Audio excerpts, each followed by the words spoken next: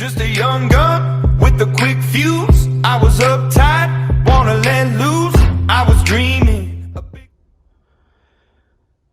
Right, I'm going to do a two-part series on the Aprilia Rs4. This is by kind of request of one of my subscribers, Jordan. Big shout out to Jordan. I've owned this bike for, well, I don't know now, about 18 months. And it's my daily ride, so in them 18 months I've had quite a lot of experience with it. Put about 4,000 miles on it now. So this video is going to be the 5 things that I hate about it. And I say hate, and I say that in a very light manner, but the 5 things that are quite annoying.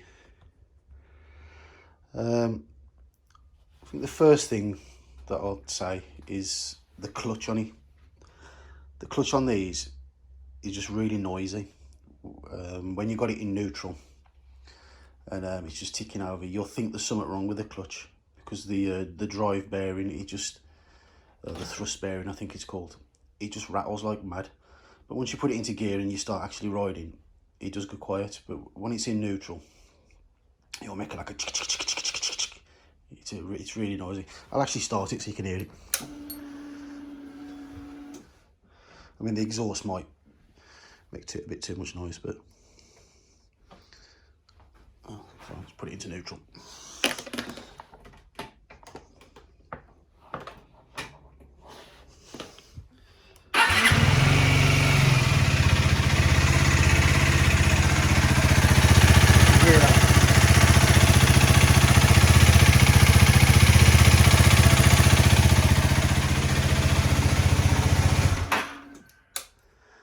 If you could hear that knocking noise, it does that all the time, and they all do it. Like I say, when I first had mine, I used to think, oh God, what's wrong with that? But that's what they do. So that'd be number 1. Second thing is the actual forks. It's got upside down forks. There's the original ones. I put these aftermarket ones on. They're pretty much basically the same. But what it is, you've got a spring in one. The ones like the preload, and the other ones sort of the rebound, it's just got oil in. But what I've found, you get really bad vibration through the right handle.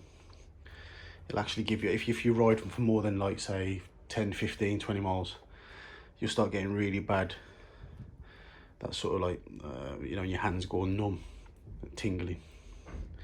And I've tried, you know, I've put different bar ends on, I've tried all different, I put different weight oil in, makes no difference. It still makes your hand feel, get a lot of vibration. One of the other things with it, even though it's supposed to be 15 brake horsepower, it feels quite weak. The power delivery on it, it's not, even on paper, it's not as fast as like the other brands, like the Yamahas and the Suzukis. I mean, I could only get mine to do 74 miles an hour, and that's on standard gearing. It'll cruise at 60, 65 quite easily, but that extra last little bit, it just doesn't seem to have much power. Most of the power seems to be between 7,000 and 9,000, even though it revs up to 11,000. There isn't much power at the top end. So when you're in top gear and you're trying to, like, you know, rinse that last bit of speed out of it, it doesn't seem to have the power to push. But I say that's with me. I mean, I'm 15.5 stone, probably 16, 17 stone with all my riding gear on. So maybe if you weigh like 10, 11, 12 stone, it might be good. It might be perfect. Another thing, I mean, this is not a negative, but it's one thing. I wouldn't bother putting aftermarket exhausts and air filters and all that kind of stuff on it, because it makes no difference whatsoever. All it does is just you end up spending money on something that it just doesn't make it perform any better at all. If anything, I think it performs better with this. That's why I've got the stock exhaust. I've had all the other exhausts, I keep it with stock. I'll say that's third. The other one is the fuel. There's no fuel gauge as such. All it does, it will put a light on there, and I'm not 100% sure how far you get once the light comes on. So yeah, that's a yeah. I mean, it does. This will be another video. One of the advantages of this bike, but one of the disadvantages is you don't exactly know how much. When your fuel light comes on, you don't know how far you got before you got to quick, fill up. So it could be 10 miles, could be 20. I don't really know. As soon as my light comes on, I just fill it up as soon as I can. Another one of the things that's quite a negative thing is the mirrors. You have to keep constantly taking them off and tightening them up. There's like a little 10mm nut inside here, because they become loose, especially this the left one. So when you're riding along, it'll flop in. I've known quite a few do that. My son's got the same bike. He does exactly the same. Trying to think of one more negative of them.